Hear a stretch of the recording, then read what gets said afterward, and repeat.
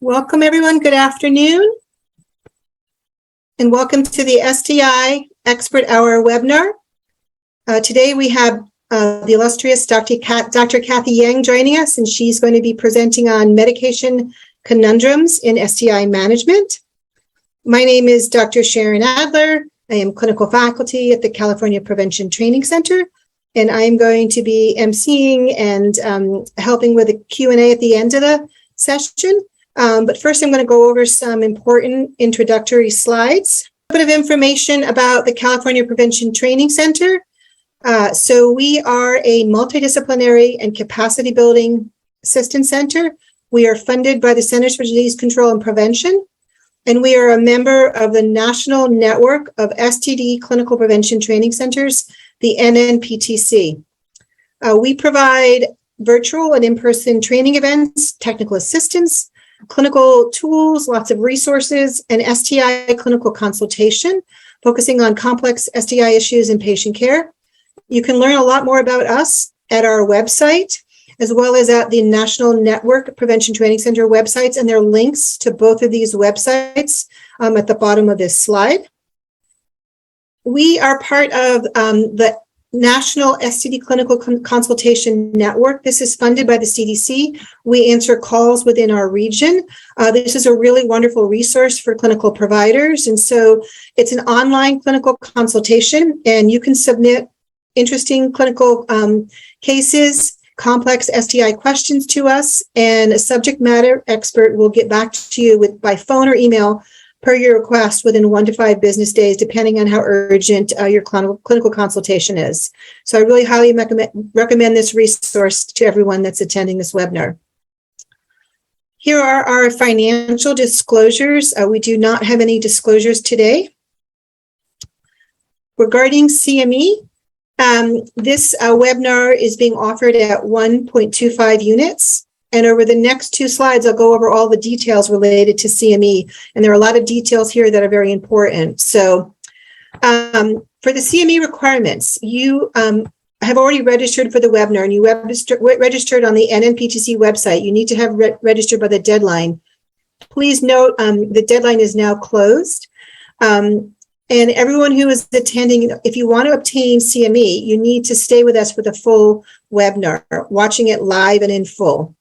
Unfortunately, we cannot give CME credit to folks who are viewing this recording, if you're viewing this via recording. We also can't give partial credit if folks are attending just partially, and your attendance is going to be noted as you sign on today. Importantly, you are going to receive an email with the post-course survey evaluation, and that's going to come in by February 24th. So you need to complete this in order to get your CME. So everyone who was registered through us via the NNPTC website, you are going to receive an email, and the email is going to come from training@nnptc.org. That's going to give you a link to the post-course survey evaluation, and you are going to get that link within 24 hours of today. The notification is sent to the email that you used to register. And to ensure that you actually receive this, please make sure that you have added training@nnptc.org to your safe and trusted senders list. You can also check your spam and junk boxes if you do not see the email in your main inbox. Our CME is processed through the University of Nevada, Reno School of Medicine. And so if you meet all the requirements for CME, you're going to receive an email from us, captc@ucsf.edu. That will come approximately 4 to 6 weeks after the post-course survey evaluation deadline. And they will provide you with a link, and then you can download your certificate. Again, the notification regarding your certificate is going to go to the email that you used to register for this webinar. To ensure that you receive this email notification, make sure that captc@ucsf.edu has been added to your safe and trusted senders list. And again, please check your spam and junk folders if you do not see the notification in your inbox. And I realize this is a lot of details, but you can always contact our administrative staff, and I'm going to share their emails with you in a moment if you have questions about the CME. All right, moving on to the Zoom webinar, a few housekeeping tips. So we have so many people that are attending today. Our participants are up to almost 300. Unfortunately, we can't see you. We're not going to have your microphone or videos on during this webinar, but you can connect with us via Q&A. So the Q&A will be turned on and you can access it throughout the webinar. To use the Q&A, click on the Q&A icon, this icon that you see in the middle of the screen here.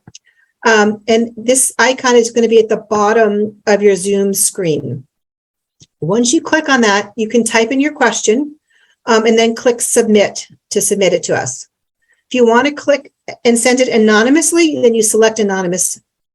You can submit questions throughout the webinar up into the last 2 minutes of the Q&A section. During the webinar, I will be reviewing the Q&A and may answer your questions directly if there are things that I can address. If they're more specific to Dr. Yang, I will hold on to them and present them to her at the end of the webinar. In addition, you can submit questions that are more administrative, related to CME or other technical issues, and 2 of our clinical team will be able to help you, Elizabeth Olson and Lauren Blakely. So thank you for that, for Elizabeth and Lauren being on the webinar today. All right, here is the email, and if you have any questions about the CME or questions that are administrative during the webinar, and that is to contact our clinical program manager, Elizabeth Olson, and her email is listed in the middle of the slide. All right, so now I'm going to introduce Dr. Yang, and I want to say I have utilized Dr. Yang's expertise in pharmacology for, I don't know, almost 15 to 20 years now.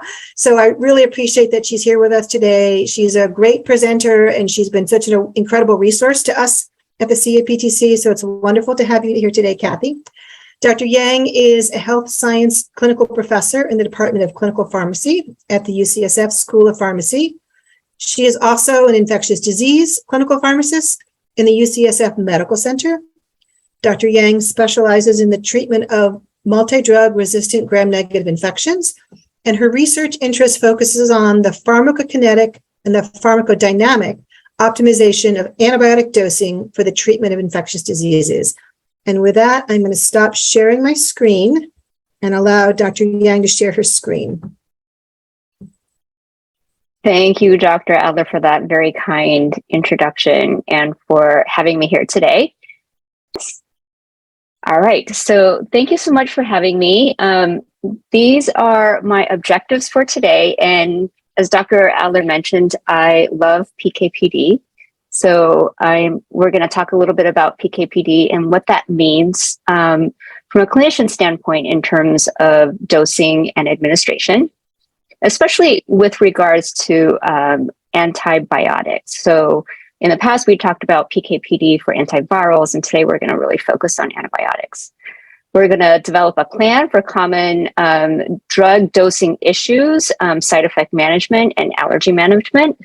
And because there's no way any one person can know everything, I thought we could touch on some trustworthy resources for you to look for information with regards to drug-drug interactions, breastfeeding, etc. And I'll give you some tips for which are my sort of go-to places. So I have no disclosures relative to this presentation. And so the first thing we're going to talk about is basics of PK/PD and why it matters. And I've sort of touched on this in the past before, but as Dr. Adler mentioned, I love PK/PD, so bear with me on this one. And so the first thing I want to talk about is really what is PK and what is PD. So PK is really pharmacokinetics, and what it is what the body does to the drug once you take it. So when we talk about pharmacokinetics, we're talking about this ADME, absorption, distribution, metabolism, excretion. And that gives you this concentration time curve that you see on the right. So this concentration time curve changes depending on the drug that is given, and how your body handles that drug, how your body metabolizes it, how your body excretes it. And then the clinical effect that we get from the drug is called pharmacodynamics. So this is the concentration of the drug leading to the effect in your body. And that effect in your body can be almost anything. It can be a lowering of blood pressure. It can be a lowering of cholesterol. So that is a pharmacodynamic outcome. With regards to antibiotics, that usually refers to how much bacteria we can kill in a certain body space over time. So, of course, that changes depending on where the infection is. So, if it's in the lungs versus it's in the kidneys, and it has to also take into account how much drug actually gets there. So, how much drug do we actually need to take to get an effect? And so that really depends on lots of different things. So, where does it need to go? So whether or not the drug stays in your blood versus it needs to go to the liver versus it needs to go to a lung or for STDs to sort of the reproductive organs, where it needs to go makes a big difference and how much of it can actually get there. So there's a lot of work that goes into looking at site-specific PK and site-specific levels. And we know that from our PrEP experience that drug levels are different in different tissue spaces. How fast do we need it to get there? So obviously when you give an IV push or an IV bolus, that's an instantaneous absorption and you get a peak concentration right away. That's different from when you take something like an oral drug where there's an absorption phase that needs to take place. So you have to give that time to dissolve into your body and to get into spaces it needs to go. How long does it last in the body? That is based on a lot of different things. First, it's the half-life of the drug. So some drugs have very short half-lives and then they have to be dosed very often. And some drugs have very long half-lives and have to be dosed less often. And then, of course, we have sustained release products. We have drugs that are formulated specifically to give a certain level over a certain amount of time. And those are things like our penicillin products. And then, of course, we have to think about toxicity. More isn't always better. So at some point, you've killed off all the bacteria. You want to make sure you don't kill the person in the process. So when we have drugs that have a very wide therapeutic window, so there's a big concentration difference between how much we need versus how much is toxic, that's great. That's what we want. But sometimes that difference is not so big, and that gives us problems in terms of dosing. And of course, what about drug-drug interactions? So we have to remember that drug-drug interactions, although they're metabolic, they actually do have very specific pharmacokinetic effects. So giving drugs that cause a decrease in metabolism will give you very, very high levels. And that, of course, can get you into trouble when we get into toxicity. So this is basically my cartoon graph of antibacterial PK/PD. And this really answers the question of how much do I need to give and how often. And this really changes depending on the drug class that you're using and the bacteria that you're treating. So if you look at this graph, you have this concentration time curve, which is in this blue here, and that's the concentration of drug in your body once you take a dose. There are different measures here with regards to the concentration. So you can see here that the top concentration is called the Cmax. So that's the maximum concentration. This sort of shaded out area is called the area under the curve. The area under the curve and the Cmax are both measures of how much exposure of the drug you have. So a higher Cmax means the higher concentration you get in the body.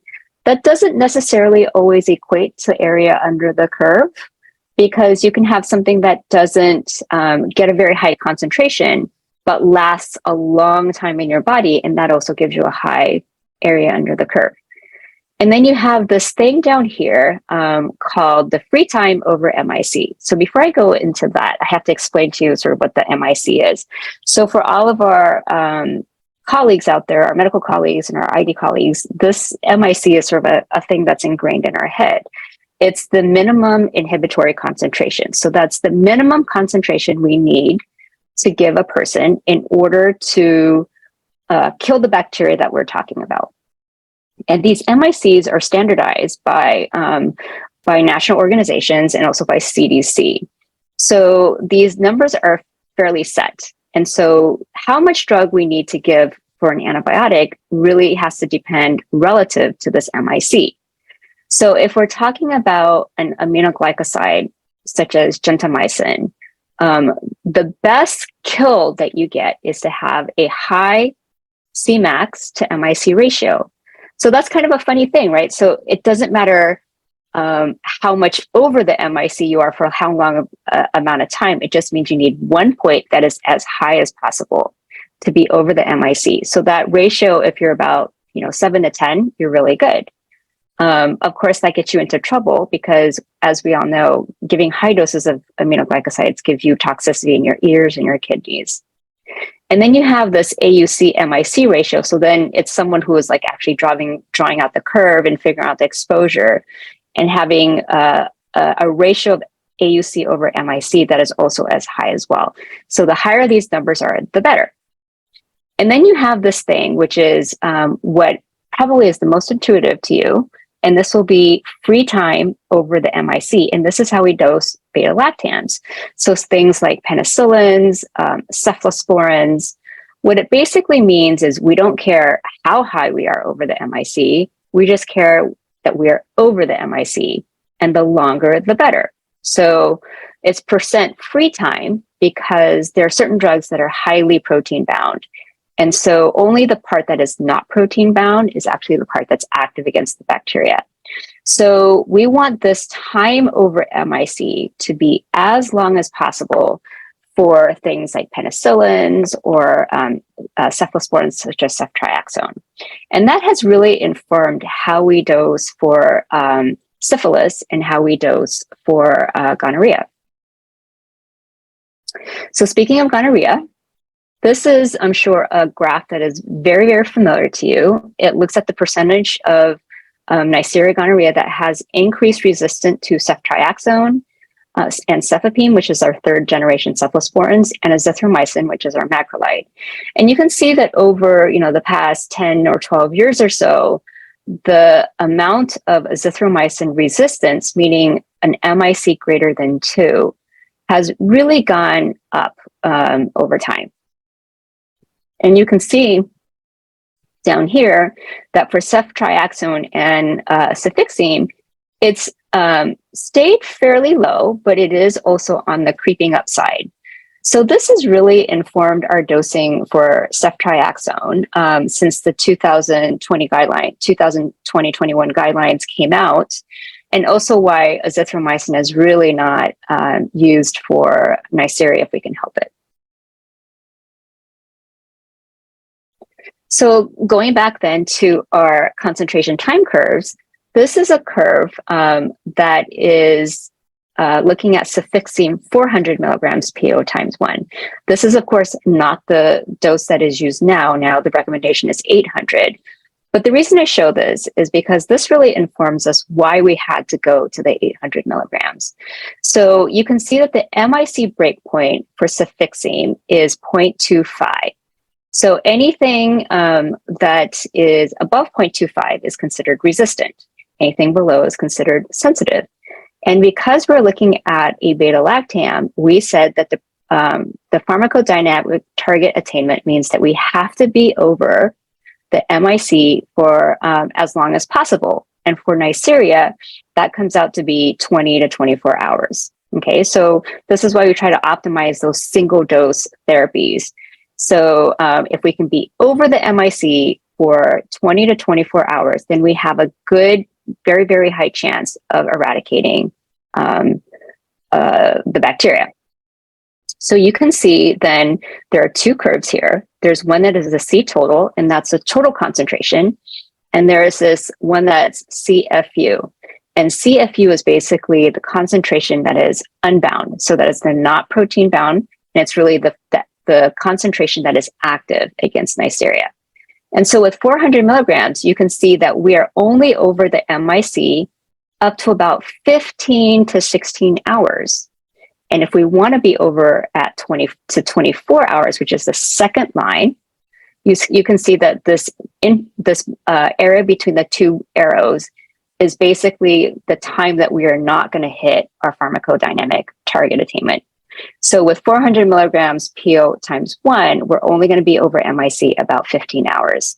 So this is why the new dosing actually goes for 800, because the only way to be over the MIC for the full time is to either decrease the MIC, which doesn't happen, right? Because that would mean the organism would become more susceptible, or we have to increase the dose.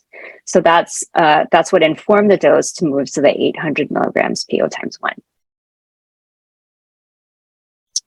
So that's for cefixime. And this is the data from that study. This was actually based on Monte Carlo simulation. And you can see then they didn't actually model the 800 milligrams times 1, but they modeled 2 doses of the 400. And you can see that if you had 2 doses of 400, you would be over the MIC of a 0.25 for about 22 hours. So you hit the target attainment. So then when you do the modeling with the 800 times 1, you're close as well. So what does that mean for ceftriaxone? In the past, we would do ceftriaxone 250. And so the breakpoint that CDC uses for ceftriaxone for Neisseria is actually anything greater than 0.125. So for cefixime, it was 0.25, and for ceftriaxone, it's 0.125. And so these MIC numbers are actually very specific to the organism that you're treating and to the antibiotic that you're using. I know a lot of clinicians go for the rule of thumb as I'm going to look for the MIC that is the lowest. That doesn't always work when you're crossing classes between, say, a cephalosporin and a fluoroquinolone, because the pharmacodynamics of those drugs don't necessarily, they're not equal. So it's a little bit apples and oranges. But for here, you can see that for ceftriaxone, because the breakpoint is set at 0.125, if we use 500 milligrams, we are above the MIC for 32.8 hours. And so the longer, the better. And you can see with the 250, you would have been pretty close, but you would not have caught anything that was resistant. So anything that had a higher MIC, you would have missed it. So that was the rationale for going to the 500 milligrams.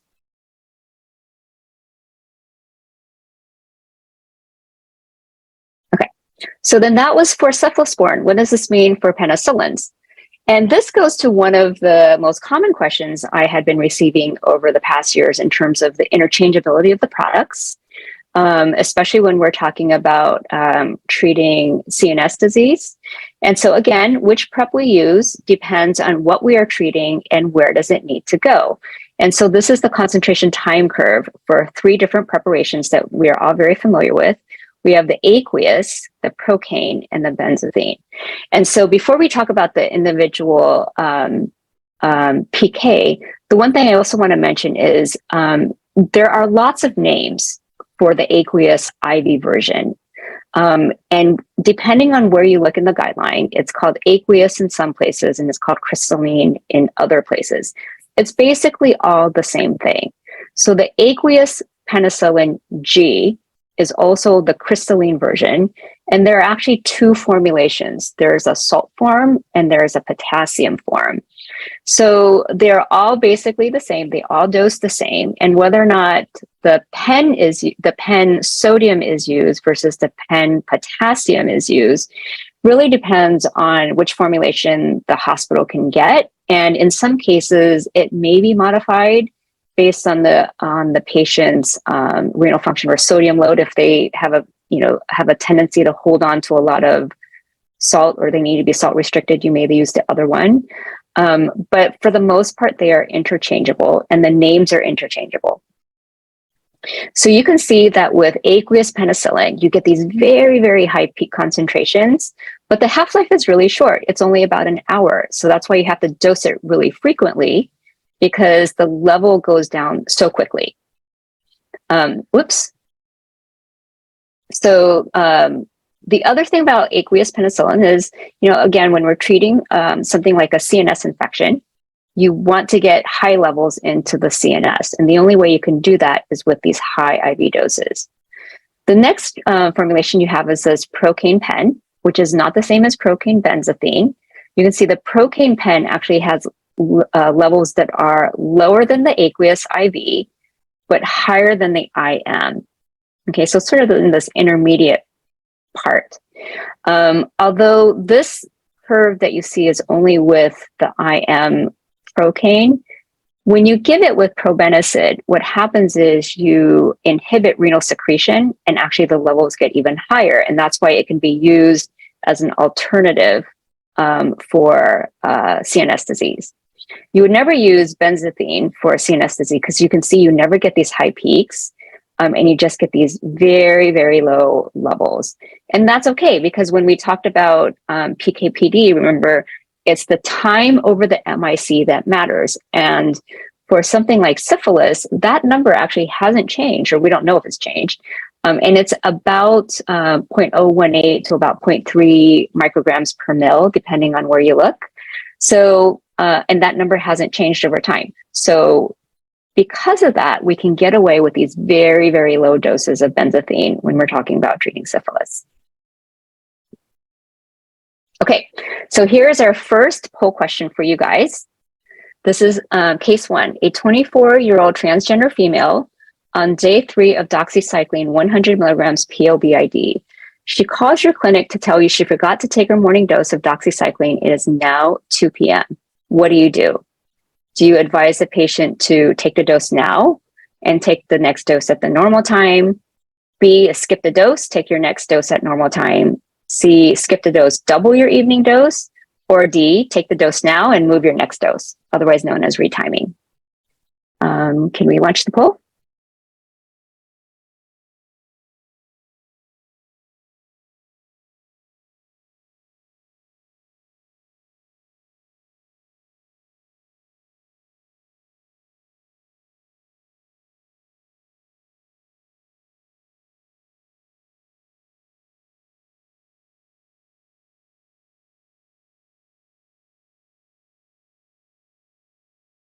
All right.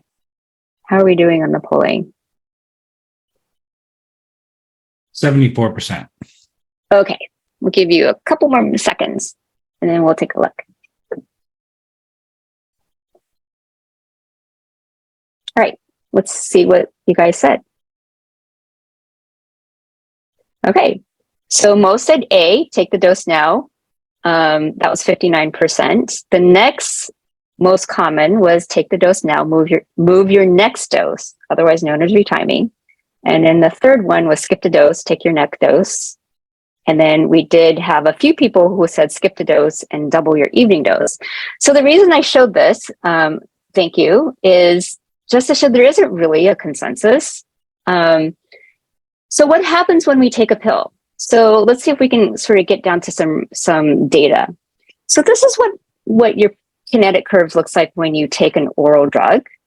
And you can see that you hit the steady state concentration in about 3 to 4 half-lives. So for doxycycline, with a half-life of about 18 hours, that turns out to be like 3 days, okay? So it takes you about 2 to 3 days to get to steady state. And you can see then that when you take a loading dose, you can actually get higher quicker, but it still takes you 3 to 4 half-lives to get to steady state. But you can also see then when you miss your dose, sort of makes a difference, right? So if you miss your dose early on when you're trying to still get to steady state, it's more impactful than if you actually missed your dose later on in therapy. So then this is a really interesting article that I found from last year where a bunch of mathematicians, pharmacometricians, tried to model what happens when you miss a dose versus if you skip a dose. So on the left-hand side here, you have what happens to your drug concentrations when you take the dose late and the next dose on time. So assuming all linear kinetics, you can see here that the black level, the black curve, is what your levels would look like if you took it perfectly. And then the blue curve is the fact that you missed this dose here so this is missing the 1, 2, 3rd dose, and you took it late before your 4th dose, and then you took the rest on time. You can see that you dip pretty far down low, but you catch up. You you catch up because your next two doses are close to each other. You have a period where you're over your steady state concentration, and it sort of works its way back down. Okay, and this row is basically shows your deviations in your drug concentration. So the row minus is your deviations below your steady state, and your green is your deviations above. So you can see that there's harm done, or there is deviation, but you catch up pretty quickly. So what if you skip your late dose and you take your next dose on time? Okay, you don't double, but you just take it on time. And you can see then if you skipped your third dose, you drop down just as far as you did as the curve before, and you take your next dose on time. It takes you much longer to catch up to get to steady state than if you had just taken the dose. So you can see here there's a lot of deviation in dosing curve, and there's a lot of catching up you would have to do. Of course, all of this depends on your rate of absorption, the rate of elimination of the drug, and how long you delay, right? But this is just an average of sort of what happens. So you can see there's a little bit more harm done if you skipped it than if you just took it. So then this gets to be an interesting question. What does it mean to have a missed dose? And this is based on a study that was pretty old. It's done in 2007. And they asked a bunch of African-American persons with HIV who were seen in an inner city clinic. And it was a case mix that included both Medicaid patients as well as private insurance. And they asked they asked the patients and they asked the clinician, what does it mean to miss a dose? And you can see there's a lot of variation on what that means. So 24% of the patients thought a missed dose meant 2 hours. For physicians or clinicians, they thought it was greater than 50% of the time, was a very common thing to say. There's variations in whether or not they thought it was greater than 6 hours. And there is differences in whether or not people thought if you just took the dose at any time during the day, if that actually counted. So 13% of the patients said it's not late, even if you took it between 12 hours and a day late. And then even clinicians said it's not missed if you took it anytime during the calendar day. And then what do you do about it? So 47% of the patients said they would take it right away. 35% of the providers just would say take it right away. 12% of providers actually said just skip it. And then 53 of them were a little bit more philosophical and thought it would depend on the duration of delay and how often you took the drug. The one thing that most people agreed on was you don't double up. And interestingly, there was this common rule of thumb of the midpoint rule. The midpoint rule was basically if it's late and it's before the midpoint, before the next dosing interval, I should take it. If it's after the midpoint, I should skip it. So for instance, if you're taking a Q12 drug and I'm late within the first 6 hours, I take it. If I'm late after the first 6 hours, then I skip it.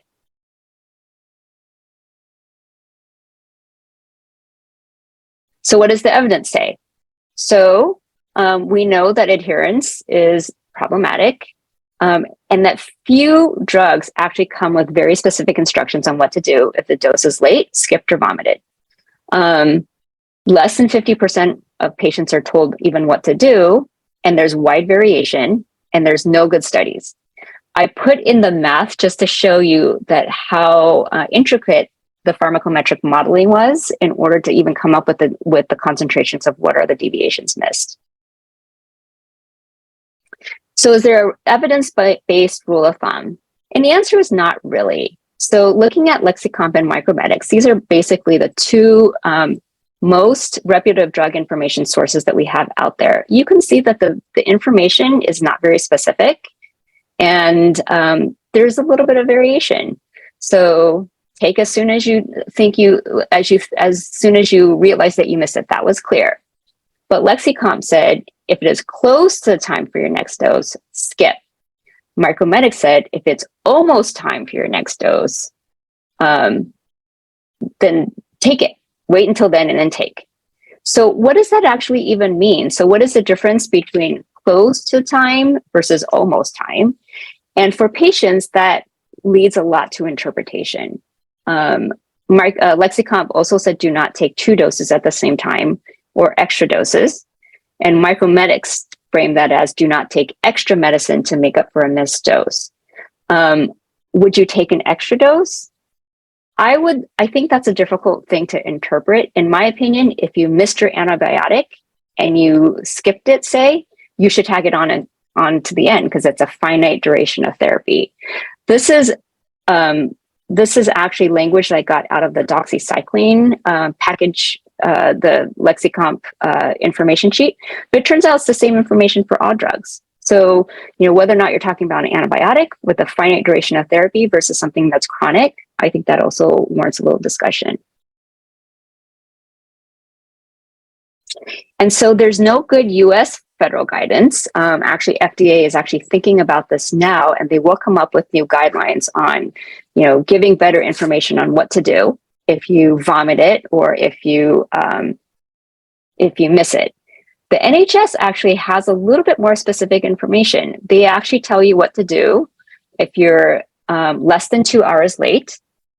And they also tell you what to do if you're after 2 hours late. And the after 2 hours late is then qualified by your dosing interval of once or twice a day versus more often than twice a day. So this I felt like was a little bit more specific and a little bit more helpful. It's still not perfect, but it gets you closer probably to what you need to be. Case 2, 32-year-old female taking metronidazole 500 milligrams POBID. She calls you to tell you she vomited about 15 minutes after taking her meds. You advise her to do the following. Take another dose, take next one on time. 2, take another dose, skip the next dose. C, skip the dose, take the next dose early. And D, skip the dose, take the next one on time. So this is similar to the other question. The only difference between this one and that one is you have to factor in drug absorption. Okay, let's see what the answers are.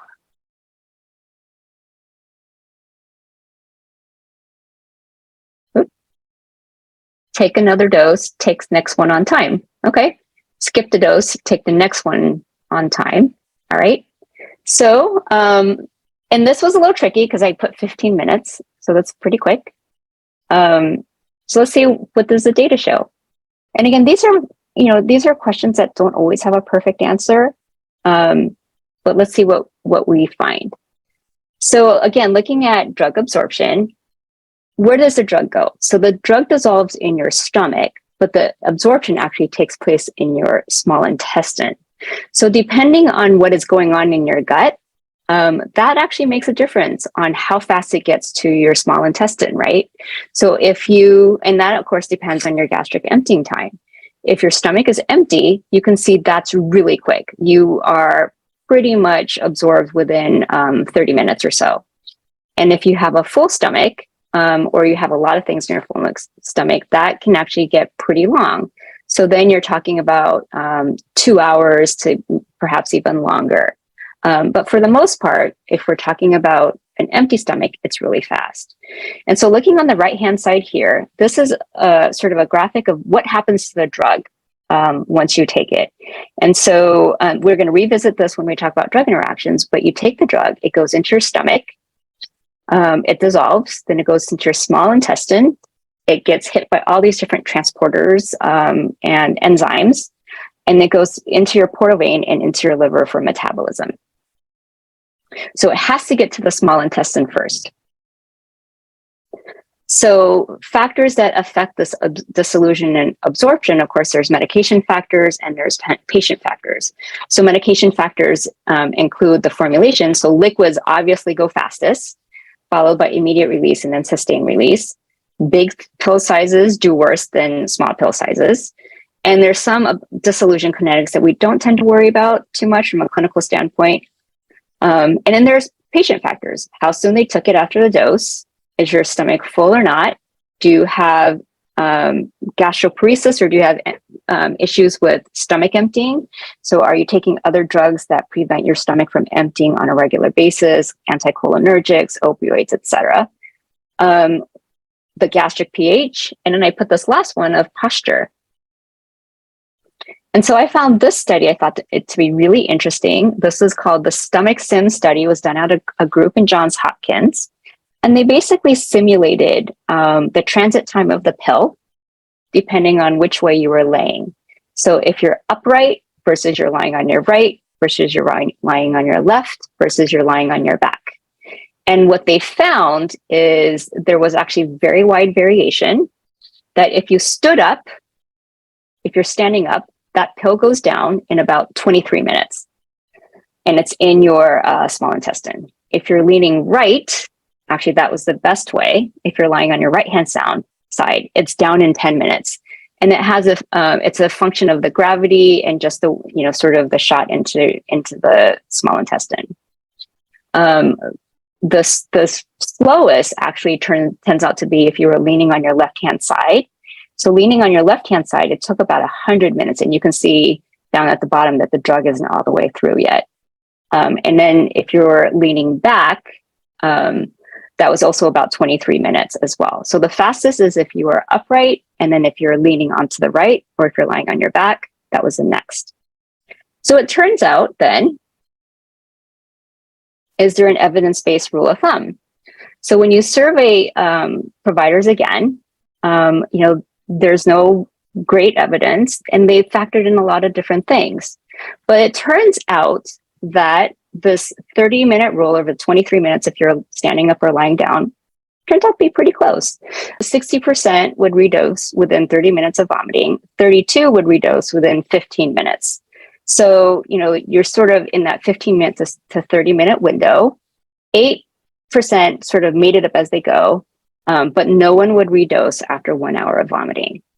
So that's your window is about 15 to 30 minutes. And interestingly about that, it's close to the simulation studies, and they're done like 10 years apart. So we're going to talk a little bit about hypersensitivity now. So this is case 3. So you are evaluating a 43-year-old MSM for treatment of Neisseria. He notes that he had an itchy rash to oral penicillin in the past, but no difficulty breathing. Do you A, administer full dose ceftriaxone alone, B, pre-medicate and then give full dose, C, give a test dose, observe 1 hour, administer full dose, D, give azithromycin gent, or E, give cefixime? Okay, so most would give full dose, followed next by pre-medicate and give a full dose. The next most common, I think it's a sort of a tie, is give a test dose or give azithromycin gent. And then we have 8% who would give cefixime. Good. All right. So the answer is actually A, give full dose ceftriaxone alone. And so these are numbers that I'm sure you know about why it's important that we get the numbers, give antibiotics correctly, why we try to get the allergy information right. The two things I would key in here is that 80% of patients with penicillin allergies lose their sensitivity after 10 years, even if it's an IgE-mediated hypersensitivity. And when you have to use an alternative agent, that outpatient prescription cost is not insignificant. It can be almost up to $200 per patient per drug. So this is why it matters to get it right. And it turns out that most people who say they have an allergy actually don't really. So that's another reason for us to really, really think this through. And again, this is stuff you already know. Why do we get the allergy information wrong? I think one of the things that we have to really be careful about is, we're risk adverse. So we don't want to test it out. We don't want to be the one that try that. But when we do realize that the antibiotic allergy information is incorrect in, say, the medical record or whatever, we really have to try and fix that. So there's a big push now to delabel antibiotic allergies when people get them wrong. Because if you don't delabel it, this issue comes back the next time the patient comes into care, right? Then you have to go through all of this again. And it's also very possible that the patient on the next go around will get something wrong. Okay. So I know we're all risk adverse and we're unwilling to, override those allergies or to sort of test the waters on that. But when we do figure it out, we have to do our best to educate the patients and to document it as many places in their medical record, as well as sort of try, if we can, to delabel that antibiotic allergy in the medical record. This is the timeline of drug hypersensitivity reactions, which I know you already know. And we're really focused sort of on this early few hours in terms of IgE-mediated reactions versus rash. So this is the part we're going to focus on when we talk about how do we figure it out. My slides don't always want to move forward. So in the past, we used to, do this blanket. There is a 5% cross-reactivity between pens and cephalosporins.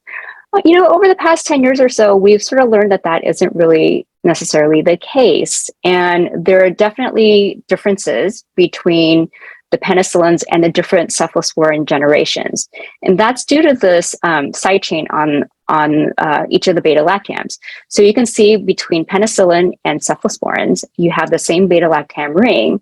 And it's this R1 side chain that really determines what the activity is of that drug against different bacteria, but also defines basically how reactive it is. It turns out that the highest cross-reactivity occurs when you are using an aminopenicillin, such as amoxicillin, and a first or second generation. Beyond that, there's very, very little cross-reactivity with the third generation cephalosporins. And so this is sort of what we saw as the past, right? So penicillins have a global overall 2% reactivity rate with cephalosporins. And now we have to really think about that 2% really depends on which generation we're talking about. And these are just for completeness, the other drugs that we don't tend to use on the outpatient, but clearly are very important on the inpatient side. This is a totally crazy chart, but this is how we figure it out. And you can look up this in this reference on the bottom. If you look online, many institutions have the side chain cross-reactivity matrices. And basically what it tells you is if you are on the left-hand side, if you have a reaction towards pen, can I go across and see if I'll have a reaction to something else? So something else that has a orange box definitely is a no-go. Okay, so you can see then from pen to across to cephalosporins, especially to the third generation cephalosporins, the cross-reactivity is non-existent. Okay, so that means that you can safely give a third generation cephalosporin to a person with a penicillin allergy because that R1 side chain is so different. And the last thing that I just wanted to mention is cefazolin, which is actually given a lot in the hospital for skin soft tissue infections and for surgical prophylaxis. That's this column here. You can see it has like no side chain reactivity to almost to anything. So just because you have a reaction, you can still safely give cefazolin in those patients. And this is a paper that was published last year and is actually based on our UCSF institutional guideline. So how you assess risk, so minor reactions meaning intolerances, and then you have other reactions. The ones that you would be most concerned of are these, the three on the right. So severe reactions that cause mucous membrane effects like Stevens-Johnson's, toxic epidermal necrolysis, DRESS. These are ones you would obviously not challenge, right?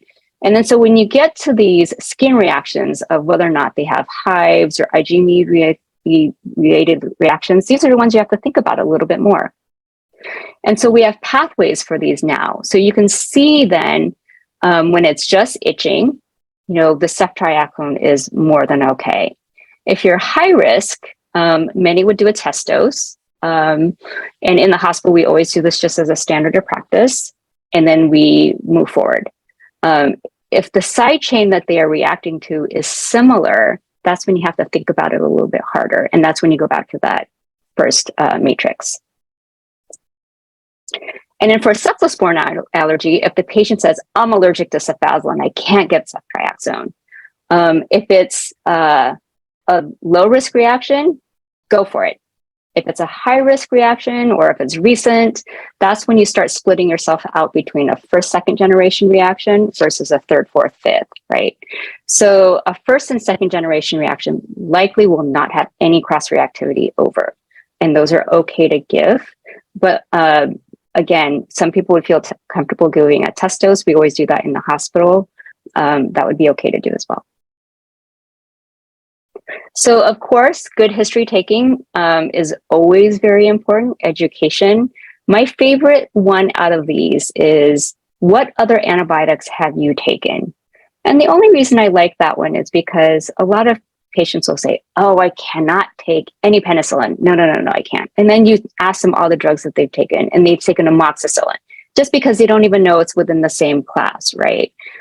So that's always important. The other way that's important is to figure out which antibiotics they can safely take. So if they said, I'm truly allergic to this, and you document it, they can tell you, oh, but I can really take this one, and that's okay. And lastly, in the next 5 minutes, we're going to go over drug-drug interactions. So this is the last case. A 56-year-old male presents with COVID. His current medications include amlodipine and simvastatin. You prescribe nirmatrelvir ritonavir, which is Paxlovid, and you counsel the patient to continue the simvastatin, continue the simvastatin at half the normal dose, stop, but restart when you as soon as the nirmatrelvir ritonavir is completed, or you stop and you restart 5 days after completion. So I know this is a COVID case, but because the concepts of drug interactions are the same, I thought it would be interesting to go over. And this has become like one of the most common questions we get in drug interactions. So the correct answer is D, stop simvastatin, restart 3 days after completion of the nirmatrelvir ritonavir. 23% of you were split on whether or not to continue it or to stop it, and that's okay. And then 3% said to continue at half the normal dose. So I will tell you, we have had cases of patients who have continued their statins and ended up getting rhabdo. So I probably wouldn't do that one, just because not all of those kinetics are linear. So halving the dose doesn't always give you half the effect. Okay, so we looked at this before, how drug metabolism takes place. And again, the only reason I have this here is just to show you that the liver is basically the machine in the body, right? It takes care of everything. And CYP3A4 interactions are just one of many, many drug metabolism pathways that occur in the liver. And all of these, the whole point of metabolism is to basically detoxify the drug and to make it soluble enough for your kidneys to excrete it. So this is basically drug metabolism in a nutshell. So I have this Pac-Man thing as the CYP enzyme and this green triangle as being the substrate. And so when you have a CYP enzyme and it binds the drug, you have detoxification and the concentrations of the substrate go down, right? So that's normal metabolism. When you have P450 inhibition, what happens then is you have another drug around that's an inhibitor that binds up the CYP enzyme, and that makes it so that your regular substrate cannot bind. It's a little misleading here because the way I drew it makes it look like it's a competitive inhibitor. That's not always the case. You can have the inhibitor bind somewhere else on the enzyme as well, but the net effect is that your substrate cannot bind. And what happens is you get increase in drug levels. So the onset of this inhibition is actually fairly immediate. It's pretty much as soon as you start the second drug, the inhibiting drug. And how long it lasts, though, it sort of depends. It depends on whether or not that inhibitor is a competitive versus a non-competitive inhibitor, and whether or not it's a reversible binding versus a non-reversible binding. From an end perspective for the user, that's hard to sort of wrap your head around. So the basic rule of thumb then becomes 3 days after the discontinuation of the inhibitor. And so examples of the inhibitors I have below: ritonavir azoles, and clarithromycin being big ones. So when you have induction, this is a little different. So the inducer then makes your body create more CYP enzyme. So if there's more CYP enzyme around, there's more enzymes to bind up substrate. And then what happens is your drug levels go down. The onset of this is a little bit different. So that can take up to a week to take place. And we've seen this in patients who say who are on methadone and then end up going on, say, rifabutin. That induction effect usually kicks in after a week and they start losing the effect of the methadone. But the duration also lasts much longer after discontinuation of the drug. So you have to give it time to sort of wash out. So these are some good references. And I put here that these are two great interaction checkers for HIV drug interactions and for COVID. This is from Liverpool. It's the Liverpool Drug Interaction Checkers. And I love it because they actually, when you put your information in, they actually give you the rationale behind their recommendation and the quality of the evidence. And when possible, they will actually tell you what to do instead. I just have here a list of sort of all the different places you can go to get good information for free. So whenever you're asked these pregnancy questions or lactation questions, LactMed is actually the best place to get that type of information. If you're looking for herbs and supplements, Medline is really good as well. Thank you very much. And I, of course, will take any questions. Thank you so much, Kathy. Dr. Yang, that was fabulous. So informative. And you have a lot of questions, which I'm sorting through, and I apologize in advance if we can't get to all of them. Let's see. One person had just a very simple question to remind you what the AUC, what those initials stand for again. So the AUC stands for the area under the curve, and it's just a measure of how much drug exposure you have. So it's you can think of it similar to like the peak concentration. It's just how much drug you have in your body. Great, thank you for that. Question about someone sharing a concern about using Bicillin in someone who has a history of mild penicillin allergy, feeling more comfortable using ceftriaxone. So thoughts on giving Bicillin long-acting when someone gives a report of having a mild penicillin allergy in the past. Any input or thought on that? A mild penicillin allergy? Yeah. So like something like a rash or like an intolerance of some sort, those I would be comfortable with as long as it's not something that is, a disclamating rash or it's a hypersensitivity reaction. I'm okay with that with good counseling. Yeah, so what you're really raising is the issue of getting a really good history in that patient on their allergy in the past. So thank you for that. Let me just scroll down. All right, you're getting a lot of thank yous. There was one other question. All right, question related to Flagyl. So in the case of throwing up, having emesis with Flagyl and redosing, person asks, wouldn't the patient now have one less pill and be receiving an underdose? Yeah, so whether or not you have to give that person another prescription sort of depends on how long you've treated the patient, right? So, or how long you intend that duration of therapy to be. If it's something that's a short course therapy, percentage-wide, of course, that makes a bigger difference than you would have to give them an extra dose. If it's something that's a long course of therapy, we fudge this, right? So if you're talking about something that's 10 days of therapy and they missed one dose, proportion-wise, turns out to be not as big a deal, right? So it sort of depends on the duration of therapy of what it really you're treating. Great. Thank you for that. Someone is asking, could you show the reference slide again for the drug-drug interactions? It's one of the slide set.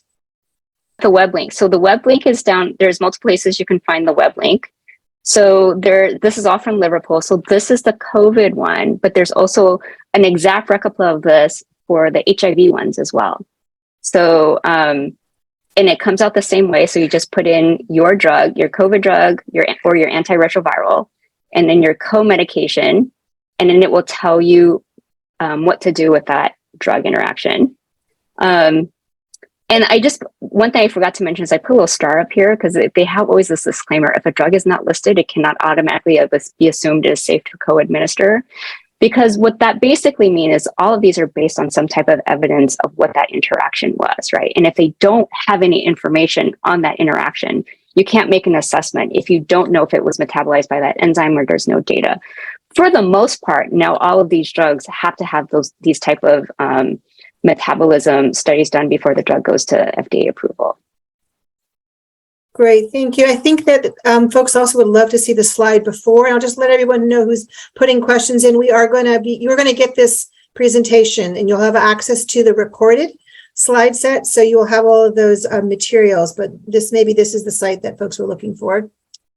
Okay, question about, this is an interesting one, the possible reaction of alcohol while taking metronidazole, which we know that there's been some changes in the guidelines on that one. I thought about actually putting this in, and I have to tell you a funny story if everyone would just give me a minute. I was actually at lunch once with one of my best friends, and her husband dropped us off, and he was taking Flagyl for something, and he was like, I'm going to drop you guys off and I'll come back and pick you up later. And at lunch, he drinks a beer. And he wigs out. He freaks out. He calls me on the phone. Oh my God, I drank a beer. Am I going to throw up? And he had taken actually a pretty large dose of Flagyl. And so when you actually look at the data, it's not that compelling that that alcohol and Flagyl has this interaction. So for the most part, it's okay. It sort of depends on how much alcohol you drink. And for a beer, that amount of alcohol is very low. And of course the timing, but the case reports of people who get, this disulfiram reaction are not that common in the literature.